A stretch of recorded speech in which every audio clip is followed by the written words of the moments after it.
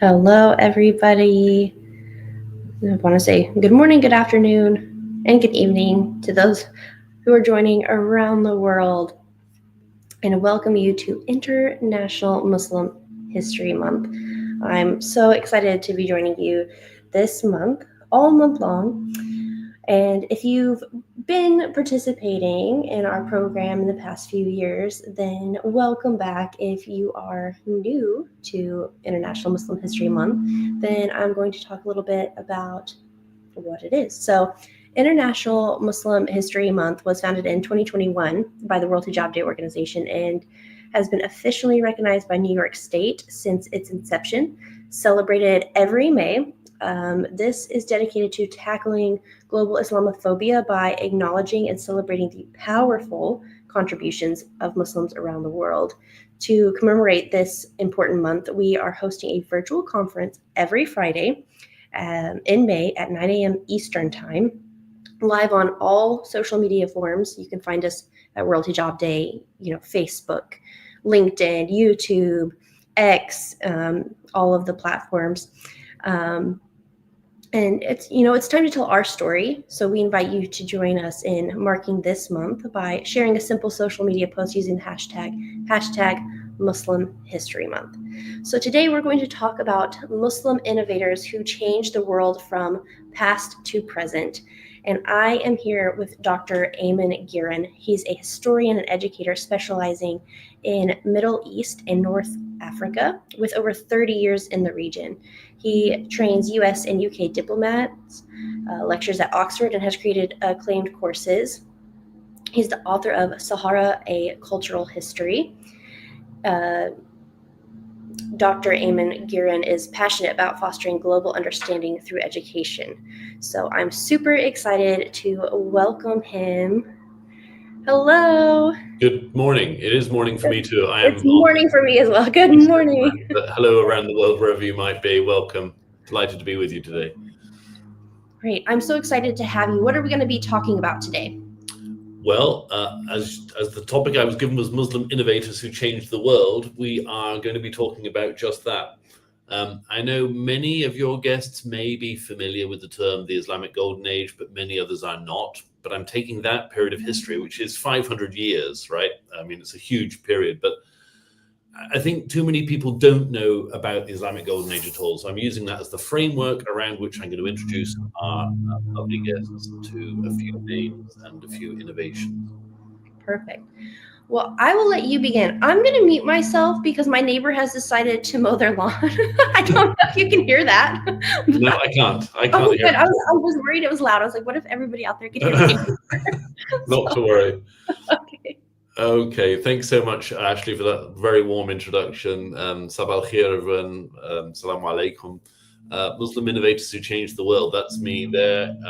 Delighted. I hope that you come back for the other subsequent Friday conversations. As Ashley said, my passion really is education in its broadest possible understanding of the word, and that has for the past 30 plus years meant that I've been involved in teaching people about the history, cultures, religions, languages of the greater Middle East, North Africa region.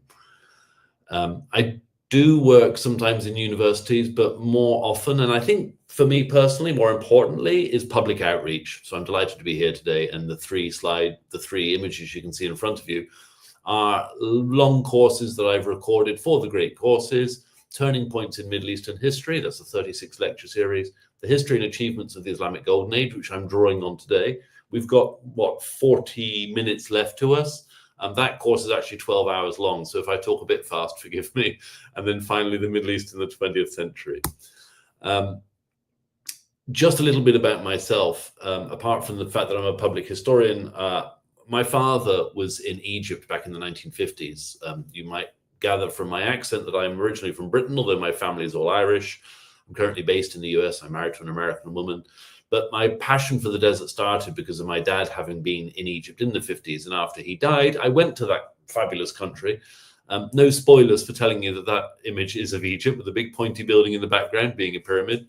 And I spent a lot of time living with the Bedou in the Sahara and trekking on my own with camels across large portions of the Sahara. So I really feel the sand remains with me, and a love of the region's histories. So it might seem counterintuitive then to start with somebody who is sometimes called the poet of the British Empire, Rudyard Kipling. And if we can put aside, the arguments for and against his reputation today, he was a great writer of stories. The Jungle Books are favorites of mine, and poetry.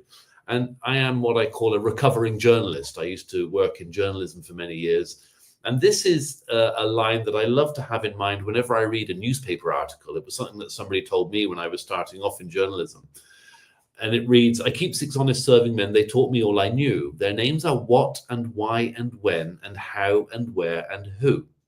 Whenever you come to a story or a new period in history, or you're learning something for the first time, these question words should always be uppermost in your mind.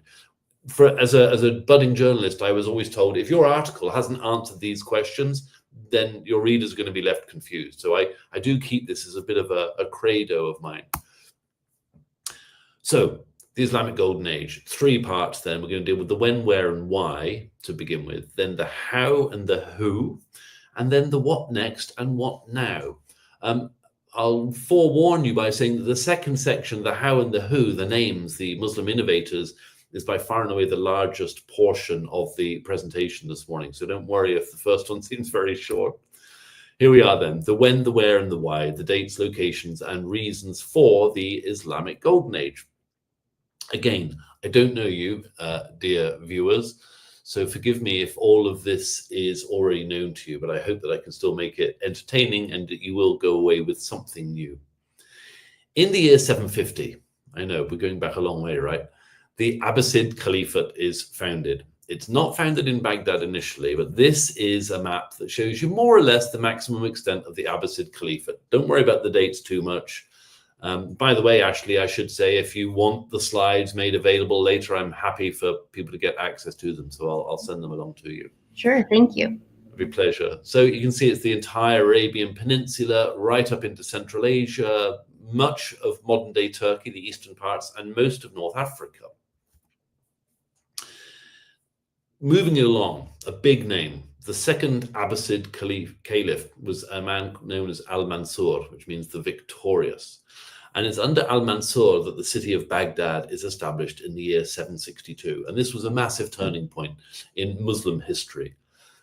And we are lucky that the likes of Al-Mansur and others were dedicated, not all of them, and we mustn't airbrush the bad guys out of history either, but Al-Mansur and a number of his successors were very keen on education, and that was central in the establishment of Baghdad. Al-Mansur and other caliphs are mentioned in one of the world's treasures of Muslim culture. I mean, probably the best known of all globally is Alf Layla wa Layla, or 1,000 Nights and a Night, the stories of Scheherazade and her attempt to keep her head on her shoulders by making up a story every night so that her husband, the caliph, would not murder her, essentially. Quite a grisly basis for any set of stories, but they are a global treasure, like much else that we're going to encounter this morning. Moving the story along then to the 5th Abbasid Caliph, Harun al-Rashid. Harun al-Rashid, and if you're not familiar with Middle Eastern Arabic names, don't worry if they seem a little alien to you. It can be translated as Aaron, which is Harun is Aaron, and al-Rashid is the rightly guided or the just. That's just his title. He was the caliph, the Abbasid caliph, who invested most in learning. He was very keen. You've probably heard that hadith of the Prophet Muhammad, you should seek learning even if you have to go all the way to China. Well, Harun al-Rashid was a man who put his money down into this project. And everybody who came from overseas, every scholar that is, had to bring with them texts from their own cultures. And these texts were then copied, and copies were either kept in the House of Wisdom, as it was known. And in this way, wisdom came from China, from India, from bits of Europe, from any parts of the known world then, and were established in Abbasid Baghdad in massive libraries. And that's how we have a record of much of world history, including, as we'll see, the ancient Greeks. So, this is not a household name, I will be bound, Tariq ibn Ziyad. He is not a household name. You can see there he died in 720, and there are no points for guessing that he was a soldier. This picture shows him on the back of a horse with a shield and a helmet and a sword, and he's pointing onward. So if you've never heard of Tariq ibn Ziyad, squirrel that name away now, because I'm about to tell you that you are actually familiar with his legacy. He's the first of the characters we are going to meet today, because Gibraltar is a place I guarantee you have heard of. If you've not seen it or not been there, Gibraltar is taken from the Arabic words Jebel al-Tariq, in English Gibraltar, or Tariq's mountain. So who was this Tariq character? He wasn't an Arab at all. He certainly was a Muslim, but he was a Berber, or to use the proper indigenous word, Amazigh, which is to say the indigenous people of North Africa before the Arab invasions occurred there. So when we talk about the Arab invasion of Spain, there wasn't an Arab invasion. It was a Berber or Amazigh invasion, and there was no Spain. It was Andalusia was the name that was given to it, but it's the Iberian Peninsula. That's at the top of the map, by the way, here. And the lower portion of the map, separated by the water, is Morocco. So that's North Africa and Europe. And for anybody who's familiar with Washington, D.C., imagine traveling from the northernmost tip to the southernmost tip of D.C. It's about 9 miles, I think. I lived there for 3 years. I never walked it myself, but I knew it was a small patch of land. So that's essentially the distance of the Strait of Gibraltar, just 8.5 to 9 miles across, separating Europe from Africa. And Tariq leads this so-called Arab invasion in 711. This is just to give you the context of how far back we go. I sometimes used to joke in class when I was teaching in person that the Arab invasions of 711 is where the convenience store takes its name from. But one day I saw somebody pick up a pen and start writing this down, and I had to say, no, that's a joke. 711s are not named after the Arab invasion of the Iberian Peninsula. But I bet you never forget the date again. 11 years later, it's the start of the so-called Reconquista, when certain of the Catholic monarchs at the time started fighting back and reconquering bits of the Iberian Peninsula. This goes back and forth for the next 700, nearly 800 years, really, in the middle of which we have the Caliphate of Cordoba. I'm going to talk a little bit more about that presently. But the end of, if you want to call it Muslim Spain and Portugal, or the Muslim Iberia or Andalusia, comes ultimately in 1492, with the fall of the city and the state of Granada. So just think about this. There's a picture there of the Palace of Granada. If you've never been there and you ever get the chance, please go and visit. It's one of the most beautiful places, man-made places I've seen on earth. So this period of Muslim history in Western Europe, in Spain and Portugal today, lasts from 711 to 1492. And I'm sure that especially North Americans on this call are very familiar with the little rhyme, the verse, in 1492, Columbus sailed the ocean blue. Well, isn't that fascinating that there is a direct connection between Muslim history in Europe and North American history, the history of Europeans in North America, I should say. Because it was after the fall of Granada, when the so-called Catholic monarchs, Isabel and Ferdinand, were so pleased at their conquest that Columbus went to them and asked them to fund his explorations of the East. He didn't find China, of course. He landed in Cuba. But it was the direct result of the fall of Granada and the Catholic monarchs feeling very generous at the time that he was able to fund his trip to sail the ocean blue. So there's a nice, neat connection for us. Another name that I think very few people today are familiar with, and it's a great shame because he was such a wonderful character, is Ali ibn Nafi. We don't know exactly when he was born, but around the year 789, and he dies in 857. He has a nickname, which is Ziryab, and it means the blackbird. Now, like a lot of nicknames, we don't know how he got this one. It might be because he was darker skinned than many of his colleagues. Other people have suggested that it was because of his singing voice. He was a notable musician, among other things. And if he had his voice as sweet as a blackbird, it really must have been quite a joy to hear him singing.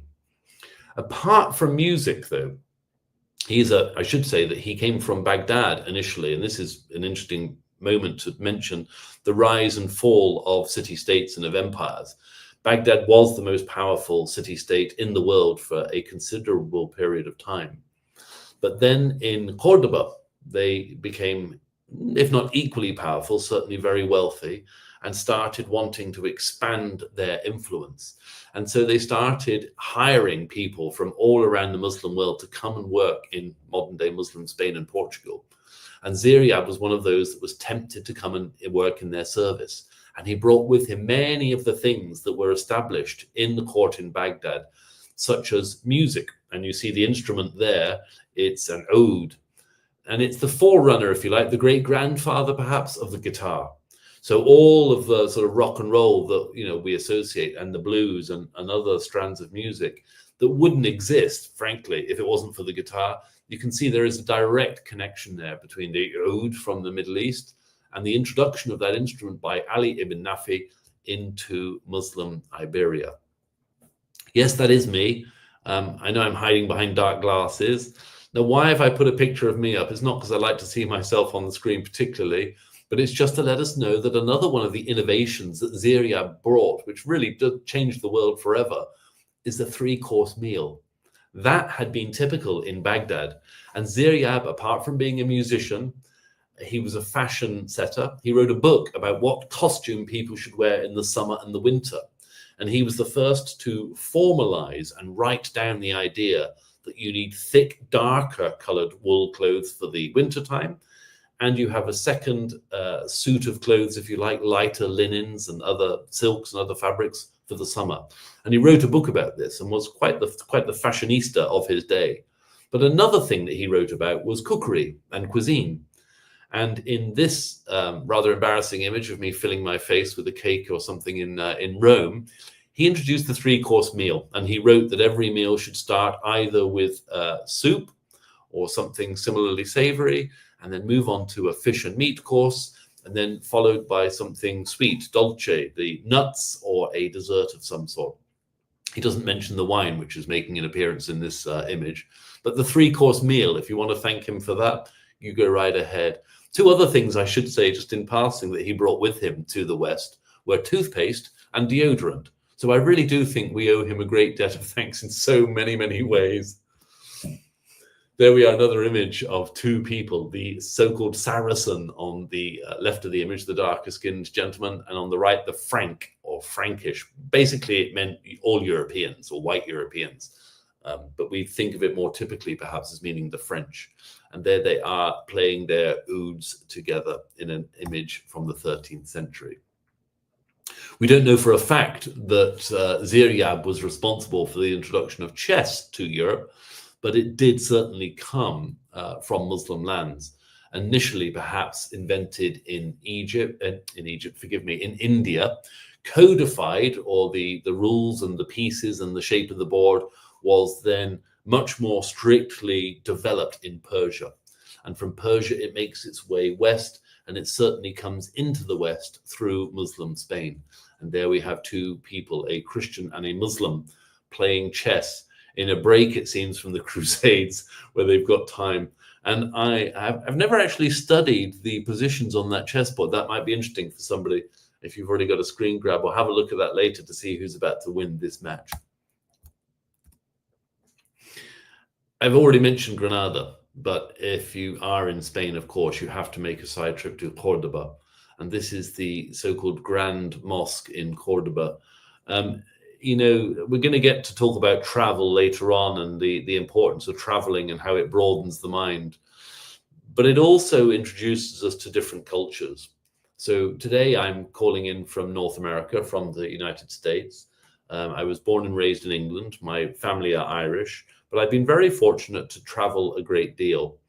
And it's true that the travel broadens the mind, but it's also important because the exposure to foreign, which is to say not from your own background, ideas, languages, peoples, really, it doesn't always, it's no guarantee, but it ought to make us appreciate others more, and it breeds a greater degree of tolerance. And this is something that, goodness knows, all human history demonstrates we could do with more of. Today is no exception. To pause on Cordoba for a minute, though, I don't know if any of you have seen that film, The Life of Brian, and there's a wonderful bit where they're saying, what have the Romans ever done for us? And they say, well, the roads, and there was this and that. And it turns out the Romans had actually done a great deal for the rebels in the film. Well, the same thing could be said of the Arabs. What have the Arabs ever done for us? Well, there's quite a lot. And that's sort of essentially what we're going through today. But Cordoba, just as an example of a city that, people don't perhaps know its grand history quite as well as they ought to. Under Hakem II, it had a population of 750,000 people. And there were 5 languages spoken in the city of Cordoba. So there were 5 official languages. And educated or non-educated, and by non-educated I mean maybe merchants and people in business, they would be familiar with these languages and not have any problem about using them. You didn't force somebody to change their language in order to do business with them. You just learned their language as well, because believe it or not, you can cope with 2 or 3 languages in your head at once without exploding. It's not difficult to do. 10,000 inns or hotels. Now, apart from 10,000 being a large number, that also tells you, if you think about it, you only have inns and hotels for people who aren't living in the city. So that gives you a sense of how important it was for travelers to be passing through there. 3,000 mosques, 300 public baths. This was at a time, by the way, I should say, in Christendom, in Western Europe, when bathing was considered to be ungodly. So I would rather, had I had the opportunity, be living in a place where people were washing on a regular basis than where the Catholic Church at the time said that cleaning yourself in a bath was not to be done. Thankfully, the movement has, the thinking on that has changed somewhat.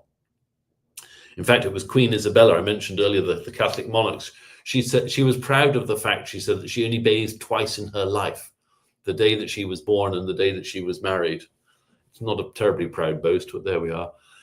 And Hakem II's personal library, look at that most dramatic of figures, 600,000 volumes, almost the same as the number of people in that grand city. But listen to this wonderful line.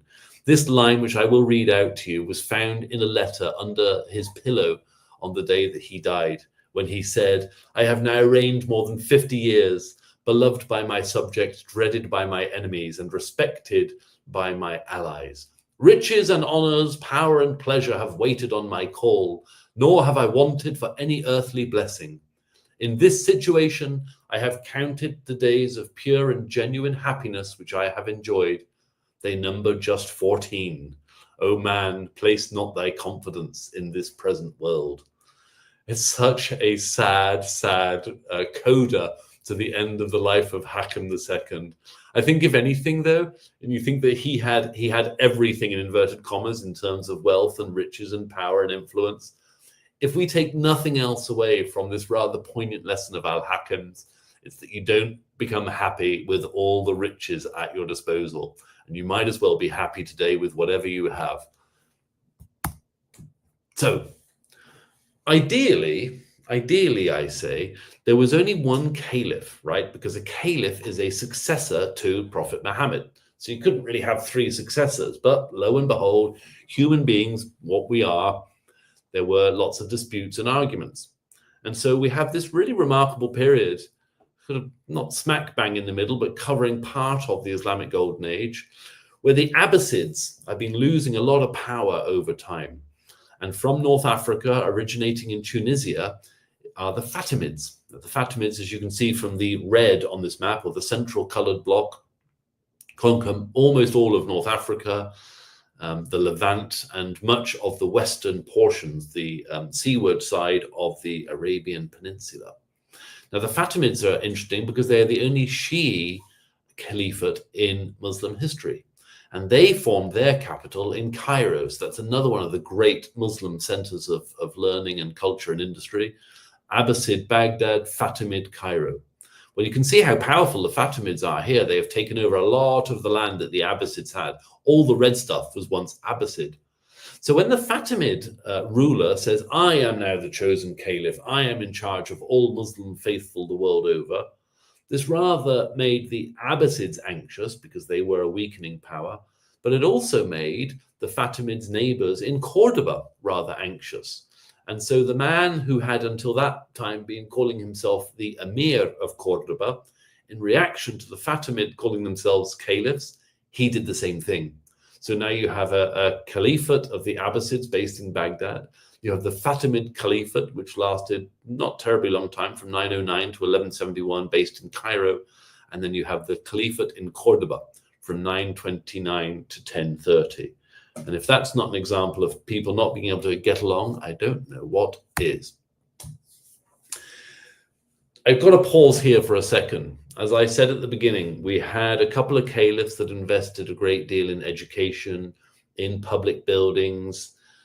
The most successful of them, whether it's in Cordoba or elsewhere in Andalusia or in North Africa or across what we now call the Middle East, the most successful of them were always seemingly the most tolerant.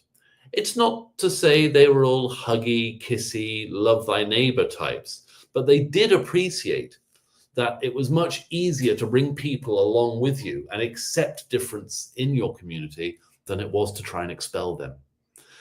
And this era where we had a lot of interfaith studies, right? There were Jewish scholars alongside Christian scholars, alongside Muslim scholars, learning from each other. I mean, many of the Jewish scholars of the time said they would rather debate with a Muslim or a Christian because they knew what their fellow Jews were going to say, right? You don't make friends with your friends. You make friends with your enemies. And this is the important bit of outreach here. And this whole idea of interfaith studies and intercultural cooperation was certainly influenced by the example of Muslim scholars in the more tolerant era periods of the Caliphate. And it also influences Muslim scholars in due course. Now, Pope Sylvester II, of course, is not a Muslim scholar, but I want to put him out there as a really good example of just where this led. Now, we've just had a recent funeral of a pope, the latest pope to die, Pope Francis, and there'll be another one coming along soon. But if you were alive in the year 999, you would have been aware that Pope Sylvester II was just recently made the Pope. And he only lasted 4 years before his death as Pope. But he's a remarkable individual for the following. The fact that he was the first French Pope is interesting if you pay close attention to papal history, because most of them were Italian. But that's only a sidebar, and really only if you're interested in papal history, as I say. Pope Sylvester, for my mind, is much more interesting as the only pope, to our knowledge, in history, who both spoke and read and could write Arabic. And the reason for this was that the best seats of learning at the time were in Muslim Iberia. And so he traveled there and learnt Arabic before he was Pope. As a result of his learning, of his eyes being open to certain ideas of education that weren't common or didn't exist in Europe at the time, he came back to Europe, back to France, and introduced the Arabic numeral system, also known as Hindu numbers, because they do originate, of course, in India. They are codified in the Middle East and then exported, so they can be called Arabic numbers, Indian, Hindu, or Hindu Arabic numbers. And he introduces this to Europe. It's not entirely successful at first, because a lot of his detractors, people that were against Pope Sylvester, because he spoke Arabic, I should say, they didn't trust him. They thought this was the language of the devil, they wrote at the time, and that he must be in league with the devil, right? And so the merchants, the people who were used to working in numbers more than any other, they rejected this system of Arabic numerals as foreign and alien. But all you have to do, really, is look at the bottom of the screen to know that MCML XXXVIII is not as easy to write or calculate with as 1988. So thank goodness I say that we are using Hindu Arabic numbers today and not Roman numerals. Good old Pope Sylvester. And if I've got a famous Christian notary, it's only right, I think, that I bring in a famous Jewish scholar too, Moses Maimonides. If you ask any Jewish friends you might have about Moses Maimonides, they will tell you that he was probably, or is widely considered to be, the greatest rabbinic scholar of all human time, of all history, all Jewish history. Moses Maimonides is the one that everybody rates as the highest. He was born and raised in Muslim Iberia and was only expelled from there during a period of intolerance when a new ruler comes up from Morocco and starts killing Christians and Jews or expelling them. And Moses Maimonides was forced to flee. So where does he take refuge? As a refugee, he flees with his family. There's some tragedies along the way, ships sinking, family members drowning, losing his fortune. Eventually, he pitches up in Cairo, which at the time is still a Fatimid city. Moses Maimonides wrote a great deal, but this is one line of his that I would love to share with you today. Do not consider it proof just because it is written in books, for a liar with his tongue will not hesitate to do the same with his pen. That's a warning, isn't it, right, to all of us? Whatever we read, let's have a look at the source. Where is it coming from? And what's the motivation or the justification for what's being written? Interesting, though, to note, I'm talking about tolerance today as much as learning and innovation. But Moses Maimonides, with his family, was able to settle in the Shi'i capital of Fatimid Cairo.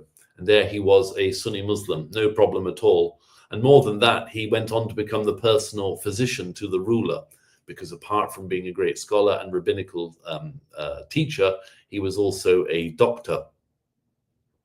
Around the same time, there's something, a little sidebar, I think, of this, but one little invention. We could talk all day about great doctors, great scientists, astronomers, even astrologers, if you like. But I wanted to introduce this one character, a lesser known invention, but one that I still hold very dear. And it was under the Fatimid Caliph Al-Mu'izz al-Din Allah, who wanted a pen that wouldn't stain his hands or his clothes. Now, okay, today this might seem rather old-fashioned, where, I mean, maybe we don't have pens with ink anymore. Maybe we don't have pens at all. I mean, how many people have written recently? But I do. I still use, and I love my fountain pen. I still write a lot of my stuff longhand, and I can sympathize. Listen to this. An inventor commissioned by the ruler brought forward the pen, and behold, it turned out to be a pen which can be turned upside down in the hand, tipped from side to side, with no trace of ink appears from it. When a secretary takes up the pen and writes with it, he is able to write in the most elegant script that could possibly be desired. Then when he lifts the pen off the sheet of writing material, it holds in the ink. Beautiful, the fountain pen. And like a lot of other inventions from this period, the Islamic Golden Age, whether it's in the Middle East proper or Fatimid Cairo or Muslim Iberia, the wisdom, the learning was lost. And so it's 600 years later that the fountain pen is, and we have to use inverted commas here, invented in Europe after it had been forgotten and neglected after its earlier invention in the Middle East. Okay, a quick comment. I said we'd touch on the Greeks very briefly, and we'll do it here with this man, Ibn Rushd, known in the West as Averroes, and you can see his dates there in the Common Era. This is a commentary on Aristotle. Right. So anybody who knows anything about Western history will tell you, the ancient Greeks. We have Socrates, Plato, Aristotle, the great philosophers, and many of their contemporaries. And if it wasn't for them, we wouldn't have any Western civilization. Okay, fair enough, I say. But let's go a step further. If it wasn't for the Islamic Golden Age, we wouldn't have anything by Aristotle written down today, because all of those texts were ultimately destroyed. And the only written record of anything that Aristotle has is in translation in Arabic, and then from the Arabic into Latin, and it's in the Latin that it comes to the West. All of the original Greek material has long since disappeared. So if we are going to say thank you to the Greeks for all of the wisdom, the sort of human wisdom that they shared to make the West something, on the road to learning, we must also thank the Muslim scholars who saved all of that learning and translated it into Arabic so that it was eventually transferred to the West. Again, I'm speaking English today. No prizes for hearing that. I don't know how many of you speak Arabic or are learning Arabic or would like to learn Arabic. And if I show you this map of the different varieties of Arabic, you might throw up your hands and say, well, that's it, forget it. I'm not going to bother. It's clearly too complicated. Listen, it's not really that complicated at all. I've been teaching my son Arabic now for a number of years, started when he was 5 or 6 with the alphabet, and he's picking it up just fine. And we have no cultural or ethnic background in Arabic at all, or Arabic culture countries. You can ignore most of these varieties. It's just to show you the richness of the language. You know quite a lot of Arabic already. I wrote this. It's not very good. The admiral lay on a mattress outside the arsenal. Tuna leapt in the sea, and albatross flew overhead. Although at the zenith of his power, the scarlet sash, his badge of office, he worried about the assassin with the crimson cipher, even as he removed the cork from a lacquer jar, taking out some hashish with which to relax. Alcohol had made the assassin talk. Coffee sobered him up. Okay, no surprises really. I've underlined them. Those are all words from Arabic there, okay? And if you know those or any of these, you will see how rich is the inheritance from the Arabic language into English today. There's not going to be a short test later, so don't worry about trying to memorize all of these. But it's these and many, many more words. Again, just the innovation in the English language that we owe to the Arabic. So, moving on. What next? What now? 1258 to 2025. Quite a leap, isn't it? Stay with me. Great American novelist William Faulkner once wrote, "The past is never dead. It's not even past." And this couldn't be truer. In all of the work I do, whether it's the books that I write or the presentations I give in public or the teaching to diplomats, I have 3 tenets, 3 ideas that I like to share with people, and I'll share them with you now, and I think they're useful takeaways for all of us. The first thing that I say is that the past informs the present. We should all have a greater understanding of our history, whether it's the history of the country you're from, be that Britain, America, Pakistan, Egypt, France, South Africa. It doesn't matter. We should know our history, and then beyond that, we should understand a little bit more of global history. Of course, I'm sending a big shout out today for Muslim history because that's my specialist subject. But I think in these times, when too often a whole culture is denigrated or rubbished or put down for its Arabness, it's more important than ever to appreciate some of the very, very many things that Muslim cultures have given to the West. That's the first thing. The past informs the present. The second thing I say is differences matter. And boy, do differences matter. I've been talking today in broad terms about the Middle East, and I know that I'm reducing 22 nation states to a label in the same way that we talk about Europe. But we really do have to understand that each one of those countries is very different. And not just the countries, but each individual human being living in each of those countries is different. Differences matter, and we have to understand them and appreciate them. You don't have to agree with them always. Goodness knows, there's plenty of people in this world with whom I do not agree. You're not meant to agree with everybody. You should agree with somebody. But you do have to get along with them because we are all neighbors. And the third of the tenets that I like to share is that change is a constant. There is nothing that stands still forever. And that is where our journey into learning continues. And I said also earlier on, we talk about travel. So we've got just a few minutes left, and I want to touch on Ibn Battuta, one of the greatest travelers of all time. When I was growing up in England I was born in 1970, just to tell you how old I am. I heard about Marco Polo, right? Great Italian traveler who goes out to China, comes back, wrote the travels of Marco Polo, or dictated them when he was to somebody who wrote them down. Ibn Battuta traveled 3 times as many miles as Marco Polo did and saw a great deal more of the earth and tells far fewer tall tales than Marco Polo. Okay, and this is one of a map of just some of his journeys. If you don't know about Ibn Battuta or you've never read anything by him or about him, just have a quick look at Wikipedia later today. He's a most fascinating character.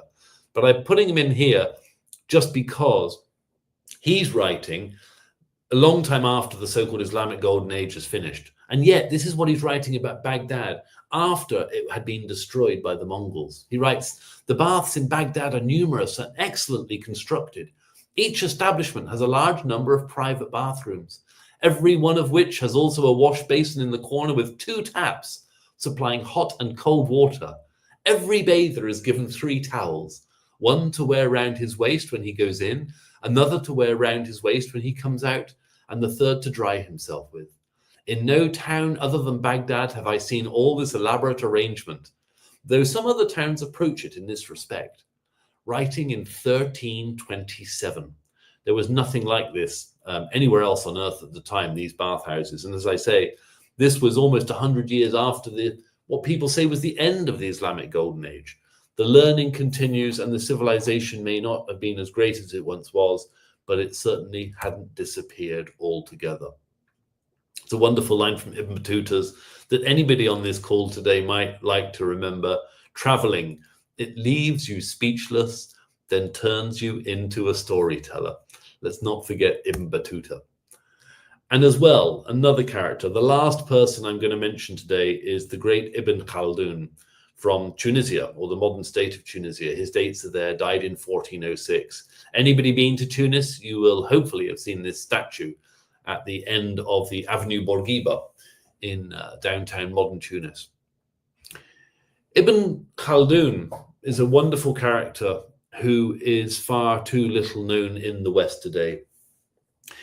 He intended to write a history of all human history. What he actually wrote was one very remarkable book called the Muqaddimah, or the Introduction. This was going to be the single text to introduce everything else he was hoping to write but never got around to. But in that one book alone, Ibn Khaldun can be considered the originator of 4, count them, 4 distinct disciplines. Historiography, that's the writing about history and how we think about history. He was the originator of sociology as an academic discipline. He was the first person to write about economics as a discipline, as a subject, and also demography, or populations, and the rise and fall of populations in any given state. This alone means that he should be a name on every high school curriculum. He's not. But look at this, couple of things he said here. One of which, recognizing that changes are constant, he says, prestige is an accident that affects human beings. It comes into being and decays inevitably. No human being or nation exists that possesses an unbroken pedigree of nobility from Adam down to himself. What did I say? Change certainly is a constant. And there we are in the modern Middle East with the Caucasus countries. I liked this map. I could have dug deeper and found one perhaps without Georgia, Armenia, and Azerbaijan on, but I like this map, and I like the demography. The differences matter in geography as well as in human beings themselves and in city-states. Something else that Ibn Khaldun wrote was about government. And I put this slide in at the end of the many, many quotations I could have taken from him, just because it resonated with me today in these, shall we call them, interesting times in which we live. Ibn Khaldun's definition of government was an institution which prevents injustice other than such as it commits itself. That's one to ponder, is it not? And finally, from Ibn Khaldun, the individual being, this is for each and every one of us to take into our hearts today. The individual being cannot by himself or herself obtain all the necessities of life. All human beings must cooperate to that end in their civilization. But what is obtained by the cooperation of a group of human beings satisfies the need of a number many times greater than themselves. And with that, I say shukran, or thank you all very much indeed. Thank you so much for that amazing presentation. I know that I learned some new things for sure. It was very fascinating. Thank you so much. I hope it kickstart the month, and good luck with the rest of your endeavors. Thank you so much, and thank you so much for joining us. We really appreciate it. My pleasure entirely. Thanks so much, everybody. Bye for now. Enjoy the rest of your day. Thanks. Bye-bye. Bye.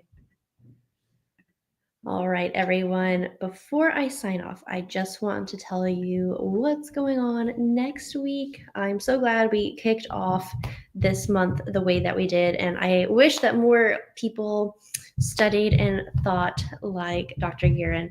But next week, you can join us to learn about Muslim empires and their global legacy. Now, we will be going live again at 9 a.m. Eastern Time. You can join from any platform: Facebook, LinkedIn, Instagram, YouTube, X, and we'll be streaming on all platforms. And if you can't view live, don't worry, we will have the recordings up on social platforms as well. So thank you so much for joining us, and we hope to see you next week. And mark your calendar every Friday for this month, and enjoy Muslim History Month. Assalamu alaikum.